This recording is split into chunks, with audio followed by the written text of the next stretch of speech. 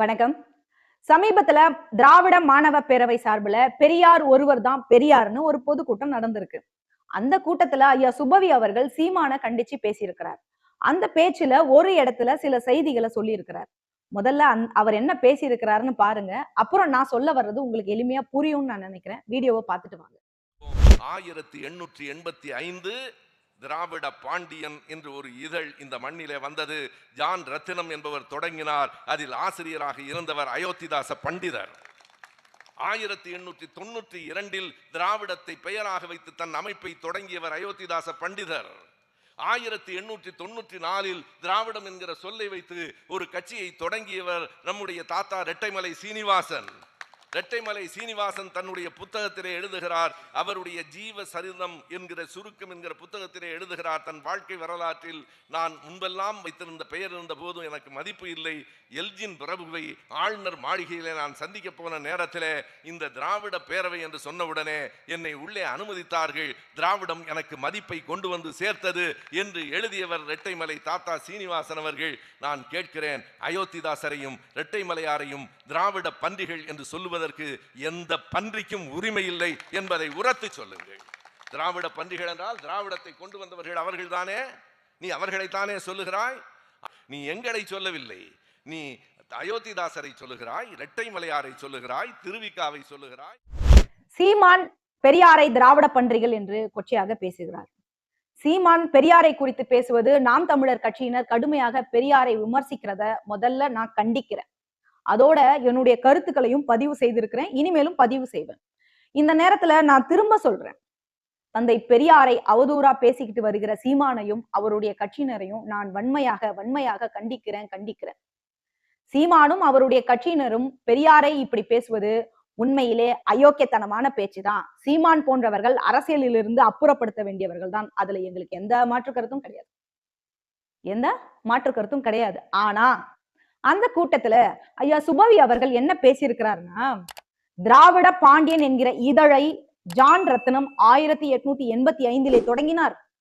1892 திராவிடத்தை பெயராக வைத்து தன் அமைப்பை தொடங்கினார் அயோத்திதாச பண்டிதர்னு பேசுறார். அது மட்டும் இல்லாம பெரியாரை கேட்டியே, அயோத்திதாசரை கேட்டிட முடியுமா? ரெட்டைமலையாரை கேட்டிட முடியுமா? திராவிட பாண்டியன் பத்திரிகை நடத்தின ரெவிடன் ஜான் ரத்னத்தை கேட்டிட முடியுமான்னு பேசியிருக்கிறார். ஐயா சுபவி அவர்களே, நீங்க பேசுனது எவ்வளவு மோசமான பேச்சுன்னு உங்களுக்கு தெரியுமா? ஏமா அவர் பேசுனதுல உனக்கு என்னமா பிரச்சனை அப்படின்னு கேக்குறீங்களா? சொல்றேன், புரியுதான்னு பாருங்க. பண்டிதர் அயோத்திதாசர் தொடங்கிய திராவிட மகாஜன சபை 1890 தொடங்கினாரு, உருவாக்குனாரு. ஆனா ஐயா 92ன்னு பதிவு பண்றாரு.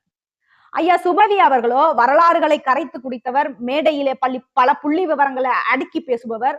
அப்படிப்பட்டவர் தற்போது வயது முதிர்வு காரணமாக கூட வரலாற்று சம்பவங்களை வருடங்களை மாத்தியும் மறந்தும் சொன்னதாக நான் ஏற்றுக்கொள்கிறேன்.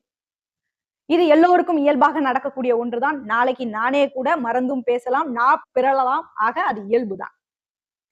ஐயா சுபவி அவர்கள் கவனித்தீர்கள்னா தெரியும், திரு கருணாநிதி அவர்களை பற்றி பேசும்போதோ இல்ல மற்ற விவரங்களை பற்றி பேசும்போதோ வயது முதிர்வு காரணமா மாத்தியும் மறந்தும் ஒரு தகவலையும் சொல்லாதவர்.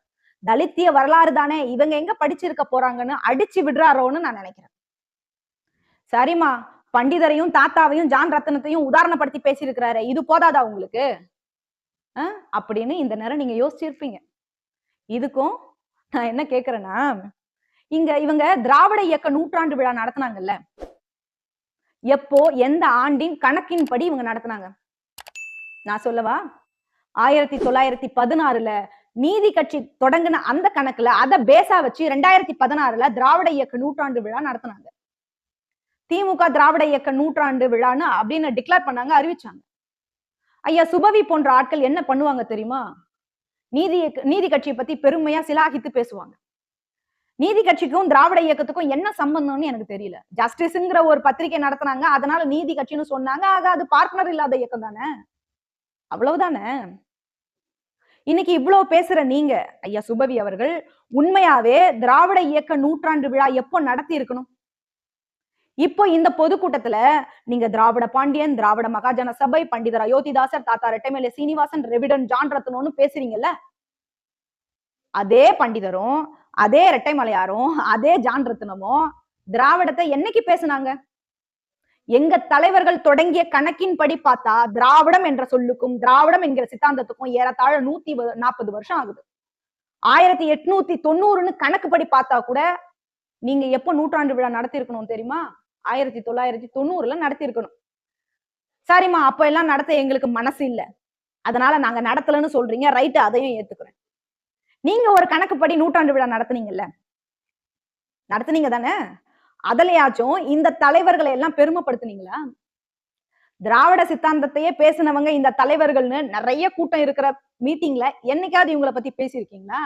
ஆளே இல்லாத கூட்டத்துல பேசியிருப்பீங்க. ஒப்புக்காக, உதாரணத்துக்காக ஊறுகா மாதிரி பேசியிருப்பீங்க. திரு கருணாநிதிக்கும் அண்ணாதுரைக்கும் வச்ச மாதிரியான அந்த நூற்றாண்டு விழாவுல பொன் விழா வளைவு மாதிரி ஏதாவது வச்சீங்களா? கிடையாது. சரி வேணாம்ப்பா, பண்டிதருக்கும் ரெட்டைமலையாருக்கும் ரெவிடன் ஜான் ரத்தினத்துக்கும் பிறந்த நாள் நினைவு நாள்னு ஒண்ணு வரும்ல, அதுக்காவது ஏதாவது கூட்டங்கள் நடத்திருக்கீங்களா? அப்பெல்லாம் நடத்தாத பேசாத நீங்க இன்னைக்கு ஒருத்தன் உங்களை வந்து அடிக்கிறான்னும் போது என்ன பண்றீங்க தெரியுமா? நீங்க பெரியார சொல்லிட்டியே, நீ பெரியார சொல்லிட்டியே, பண்டிதரையும் ரெட்டமலையாரும் ரெவிடன் ஜான் ரத்தினத்தையும் சொல்லிட முடியுமா உன்னால அப்படின்னு கோத்து விடுறது எப்படி சரியா இருக்கும்? தலித் தலைவர்களை நீங்க சொன்னா, தலித் தலைவர்களை நீங்க உதாரணப்படுத்தி பேசினா சீமானால பேச முடியாதுன்னு தெரிஞ்சுதானே நீங்க சொல்றீங்க. அப்போ உங்களுக்கு ஒரு சண்டை, உங்களுக்கு ஒரு பிரச்சனைன்னு வந்தா எங்க தலைவர்களை நீங்க முன்னாடி நிறுத்தி தப்பிக்க பாக்குறது அயோக்கியத்தனமா தெரியலையா? இந்த மாதிரி விஷயத்துல மட்டும் கூட்டணி சேர்க்கிறீங்க. இந்த மாதிரி விஷயத்துல கூட்டணி சேர்க்கிறீங்க. அதுவும் எங்களை கேட்காமலே கூட்டணி சேர்க்கிறீங்க. தலித்துகளை ஆட்சியில கூட்டணி வைக்கலாம்னு என்னைக்காவது திமுகவுக்கு பரிந்துரை பண்ணிருக்கீங்களா? கூட்டணி ஆட்சி நடத்துவோம், அப்பதான் சமூக நீதி காக்கப்படும் என்னைக்காவது சொல்லியிருக்கீங்களா? நீங்க தான் கூட்டணி ஆட்சி அமைச்சா சமூக நீதி காக்கப்படும்னு மற்ற கட்சிகளுக்கு அழைப்பு கொடுத்திருக்கீங்களா? அதிகாரத்துல பங்குன்னு கூட்டணி வைக்க மாட்டீங்க, அதை பத்தி பேச மாட்டீங்க. ஆனா சண்டையில மட்டும் எங்களை கேட்காமலே கூட்டணி வைக்கிறீங்களா? ஐயா சுபவி அவர்களே, இதெல்லாம் நியாயமா? ஊர்ல என்ன பண்ணுவாங்கன்னா, ஒருத்தரை போட்டு இன்னொருத்தன் அடிக்கிறான்னு வச்சுக்கோங்களேன். அடிக்கிறவன், அடி வாங்குறவன், என்ன அடிக்கிறிய, பக்கத்துல ஒருத்தன் பலமா இருக்கான் பாரு, அவனை அடிப்பியா நீ எவ்வளவு பெரிய ஆளா நீ அப்படின்னு அடி வாங்குறவன் கோத்து விடுவான், கேட்பான். அந்த மாதிரி கதையாதான் சார் இருக்கு உங்க கதை. வாட் தோழர், திஸ் இஸ் வெரி ராங் தோழர்.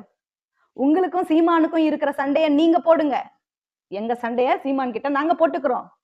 இந்த கோல் மூட்டி வேலை, சிண்டு முடிக்கிற வேலைலாம் தவறான செயல்.